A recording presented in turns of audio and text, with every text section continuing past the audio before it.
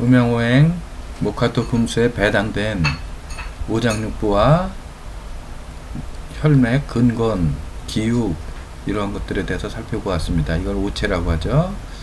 이러한 것들이 상생과 상극관계는 어떻게 이루어지고 있는지 살펴보도록 하겠습니다. 자, 이것은 목극토입니다. 즉 목의 기운이 토의 기운을 극하는 겁니다. 그래서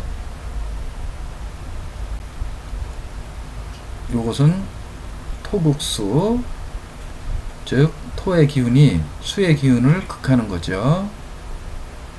이것은 수극화, 이것은 화극금, 이것은 목극토가 되겠습니다. 그래서 여기에서 목의 기운이 지나치게 항진이 되면 금의 기운을 억눌러 주는 겁니다. 즉 간염이 아주 극심해져서 간 기능이 항진됐을 경우에 폐에 복식호흡이라든가 이러한 폐의 기운을 이제 보해줘서 간에 항진된 기운, 즉 간염의 기운을 떨어뜨려 준다고 하는 것인데, 이러한 것들이 이제 의학적으로 설명을 드리면, 이제 간에 간염이 심해져서 열이 생기고 이랬을 때 폐 호흡작용을 통해서 이제 순환이 잘 되도록 혈액을 공급해주면 혈액 내에 있는 백혈구들이 활성화가 돼가지고 간의 염증을 줄여줄 수 있는 이런 관계로 설명이 되어질 수도 있습니다. 이렇게 여기에 나와 있는 상극과 상생의 관계를 의학적으로도 하나하나 다 풀어낼 수가 있습니다. 시간 관계상 자세한 것은 여기서 이제 그만하기로 하고, 다음 기회가 되면 설명을 드릴 수 있을 때 기회를 설명을 드리도록 하겠습니다. 여기서 파란색은 이제 목극화, 목생화, 화생토, 토생금, 금생수, 수생목의 관계를 설명하고 있습니다. 자, 오간입니다. 이러한 오체에서 설명드린 바와 같은 그러한 이치를 머릿속에 두고 생각해 보면 되겠습니다. 오간은 자, 간목에는 눈을 배당하고요.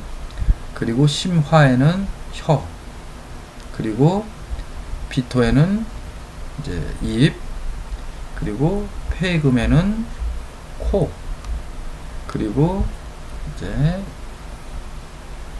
신수에는 바로 귀. 그래서 예를 들면 귀에 이명이 난다든가 잘 안 들리면 신장의 기운이 항진됐거나 신장의 기운이 부족해서 허에서 오는 것이라고 생각할 수가 있고, 항진된 거를 실증, 허한 것, 부족한 것을 허증이라고 합니다. 그리고 예를 들면 뭐 심장에 문제가 있으면 혓바늘이 돋는 거, 이것도 심실입니다. 자, 이렇게 심장에 열이 있으면 혀로 나타나고, 이것도 이렇게 될 수밖에 없는 게 심장에 싸고 있는 막이, 이제 해박적으로 설명을 드리면 심장을 싸고 있는 막이 기관지 쪽에 있는 식도에 있는 이러한 그 막을 통해서 혀까지 전달이 되는 겁니다. 그래서 심열이 혀로 올라와서 혓바늘이 오돌도돌 쓰는 겁니다. 이런 식으로 모든 것이 설명이 가능합니다.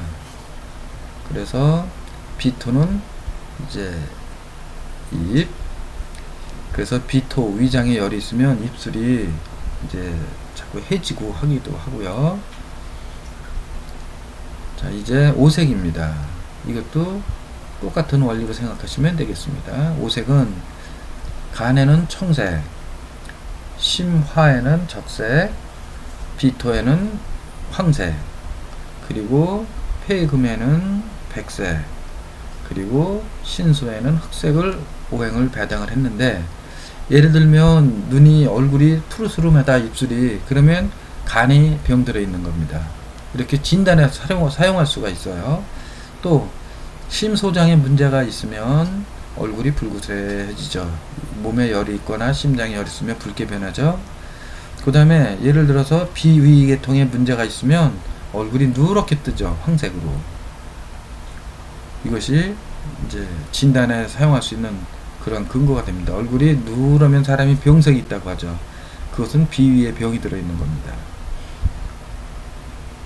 얼굴이 까마면 신장, 신수, 신장에 병 들어있다라고 할 수 있는 것이고요. 이런 식 얼굴이 창박하면 이제 폐, 대장에 문제가 있다 이렇게 생각하시면 됩니다. 이렇게 진단에 사용도 하고 이걸 역으로 치료에도 사용할 수가 있습니다. 이제 건강증진학의 기준점 관리에 대해서 요약을 말씀드립니다. 요약해서 말씀드리는데 기준점 관리라고 하는 것이 뭐냐? 결국은 힐링이죠. 힐링에 대한 요약입니다. 그래서 이 힐링, 건강증진 기술을 융합하여 기준점으로 돌아오도록 하는 통섭 원리가 바로 음행오행설이라고 하는 것이죠. 그리고 음행오행을 사물을 배당하고 이 사물을 배달한 걸 가지고 상승과 상생과 상극의 상승과 상모의 견제 원리를 이용해서 이거를 치료에 활용할 수가 있다는 겁니다. 그래서 사물이 균형을 이루도록 조절하고 그리고 건강하고 아름다운 행복한 삶을 실현하도록 해주는 거죠. 이렇게 힐링 기술에 사용되는 것들은 바로 통섭 원리에 의해서 활용할 수 있는 것들은 건강증진 행위 6가지가 있죠. 음식 먹는 거, 영양관리, 운동, 스트레스 관리, 대인관계, 자아실현, 건강책임, 그리고 보완대체의학으로 이제 생물의학, 심신의학, 에너지의학, 그리고 전통의학과 수기의학 등을 활용할 수가 있습니다. 그리고 기타 현대의학이라든가 간호학, 영양학, 요가학, 심리학, 경영학 등을 이러한 학문적인 것들도 이제 건강증진 융합기술의 한 요소로서 포함시켜서 녹여내가지고 건강을 증진하는 데 활용할 수가 있습니다. 자, 그러면 이제 상생과 상극의 원리에 대해서 좀 더 세밀하게 살펴보도록 하겠습니다. 이들은 오행이 서로 상호작용을 하고 이런 상호작용이 변화를 이제 일으킨다고 하는 것이 바로 오행인데 이들의 그 역학관계 그리고 견제와 상승 서로 도와주는 관계와 견제하는 관계가 균형을 이룰 수 있도록 역학관계를 잘 조절해내는 것이 중요합니다. 그 상생이란 오행을 이루는 요소가 서로 조장하고 협력하고 이것은 욕망과 원동력이 되는 것이고 상극은 서로 억제하고 저지하는 관계, 즉 견제하고 절제하고 저지력을 의미합니다. 한쪽으로 지나치게 쏠리게 되면 그 쏠림으로 인해서 병이 오는 것이고 또 어느 한쪽이 부족하면 부족한 것을 채워줘서 또 이제 이렇게 균형을 이루도록 해주는 것이 바로 상생과 상극의 균형 원리가 되겠습니다.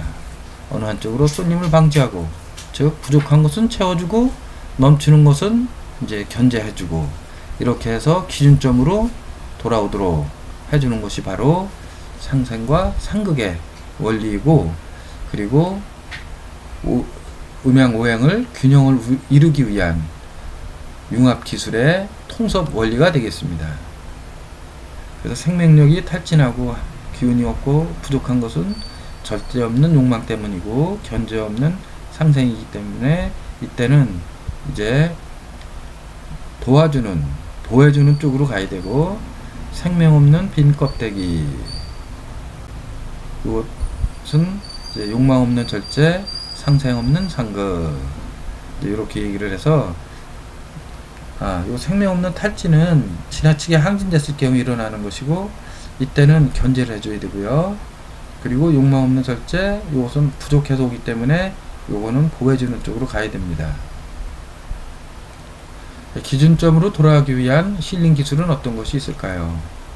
이제 활용적인 측면에서 봤을 때 일단은 먼저 원기를 배양해야 기운이 있어야 힐링도 가능하죠. 면역력도 키워주고 백혈구도 활성화가 돼서 움직임이 활성화가 되고 백혈구 숫자도 늘어나고 그래서 질병을 예방하고 또 질병을 이제 치료하기도 하고 또 새로운 세포가 이제 만들어져서 재생하기도 하고 이런 작용을 할 수가 있겠죠.